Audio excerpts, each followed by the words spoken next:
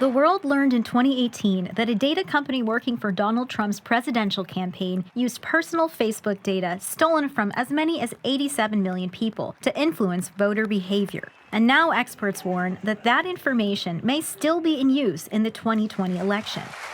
Because some of the same people behind it all set up a news shop with direct ties to the head of President Trump's campaign. Brad Parscale, what a job he's doing. Brad, great job. Cambridge Analytica might have gone bankrupt, but, essentially what happens in this industry is when a company goes bankrupt, the people continue and they, set up new companies. So most of my role was on the data side. Former Cambridge Analytica executive Matt Oskowski is now leading Datapropria. The company's head of projects also worked at Cambridge Analytica. A source close to Datapropria denies to Newsy that the company has ever used Cambridge Analytica data or done political work for the president. Federal Election Commission filings show that Datapropria worked for the Republican National Committee in 2018, and the Associated Press reported the same year that the group had already begun work on President Trump's re-election. Newsy has found that the president's campaign pays large sums to campaign manager Brad Parscale's data strategy firm, which in turn is also the largest customer of a company affiliated with Datapropria, according to Security and Exchange Commission filings. Those links caught the attention of Congress. Democrats on the House Committee on Energy and Commerce wrote to Oskowski asking if Datapropria was using the controversial Cambridge Analytica data. Newsy has discovered that 2 years later, they never received a response. The source close to Datapropria told Newsy the House letter was partisan and didn't warrant an answer. Parscale did not respond to Newsy's multiple requests for comment. But Parscale has touted that his data operation is like no other. Like he can, quote, see the lungs of America breathing.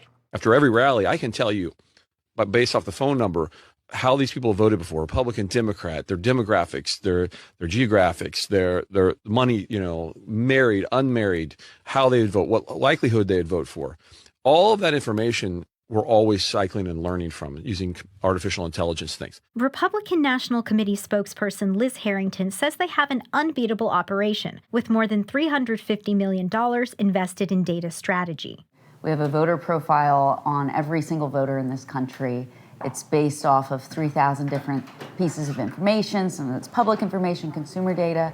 The RNC is working hand in hand with the Trump campaign to re-elect the president. They say the GOP is working to protect people's privacy and collecting information from supporters. Privacy is very important. I think all of these things, you have to obviously take safeguards and use it wisely. But again, I think one of the major points is a lot of the data that we're using and getting is from people who want to be involved. The DNC did not respond to Newsy's questions about how Democratic candidates are trying to ensure personal data is protected. But Bryant says the threats don't just fall on one side of the aisle. I think the risks are, definitely bipartisan.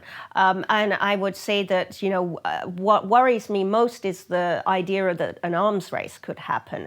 I think we need to be very wary of jumping to the conclusion that we should be wielding this because we're scared of our enemies. Bryant says the data can come from places people least expect, like dating sites.